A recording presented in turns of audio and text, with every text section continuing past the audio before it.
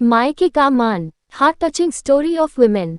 शब्दों से जाहिर न करना किसी के वजूद की पहचान, हर कोई इतना कह नहीं पाता जितना महसूस करता है।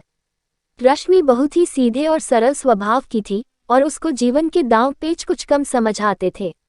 रश्मि को जब देखने लड़के वाले आए थे तो भी रश्मि कुछ ज्यादा बोल नहीं पाई थी। और किसी ने खूब कहा है कि शब्दों से जाहिर न करना किसी के वजूद की पहचान, हर कोई इतना कह नहीं पाता जितना महसूस करता है। और ये कहावत रश्मि पर बिल्कुल सटीक बैठती थी। लड़के वालों को रश्मि की सादगी पसंद आ गई और बात पक्की हो गई। शादी के बाद पहली दिवाली आई तो रश्मि की सास शकुंतला जी, जो बहुत ही सुलझे हुए विचारों की थी, वो बोली कि रश्मि कल हम बाजार चलेंगे और सुधा के ससुराल में जो भी दिवाली के तोहफे देने हैं वो खरीद लाएंगे। पहले मैं अकेली जाती थी, अब मैं तुम्हारे साथ जाऊंगी। रश्मि सास के साथ गई तो वो बहुत बड़े बड़े शोरूम्स पर उसे ले गई, गिफ्ट्स खरीदने के लिए और कपड़े लेने के लिए। क्योंकि रश्मि मिडिल क्लास से थी तो वो कभी ऐसी जगहों पर नहीं गई थी, तो उसको बहुत अच्छा लग रहा था। सब उसकी सास की इज्जत कर रहे थे क्योंकि वो उनके यहाँ अक्सर आया जाया करती थी। जहाँ ये सब रश्मि को अच्छा लग रहा था, वही उसका दिल बैठा जा रहा था कि उसके मायके वाले इन सब की बराबरी कैसे करेंगे। क्योंकि दिवाली के बाद भैया दूज थी और जब उसकी नंद के लिए इतना सब हो रहा था तो उनको भी शायद उम्मीद हो जाए।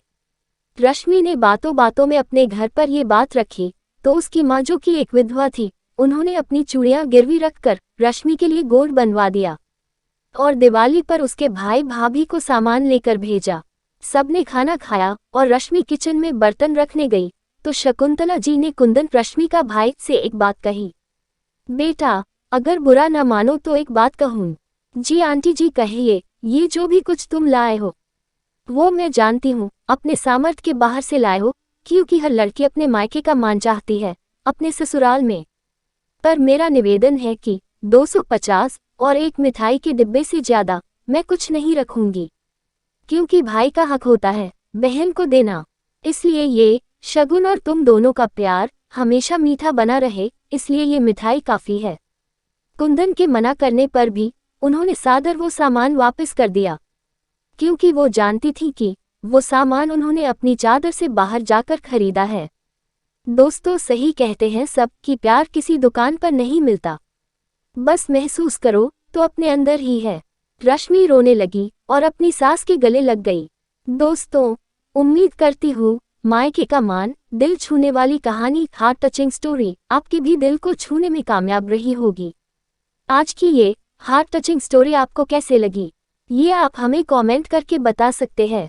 हम ऐसे ही कहानियाँ आपके लिए लेकर आते रहेंगे। हमेशा की तरह पूरी कहानी पढ़ने के लिए आपको धन्यवाद।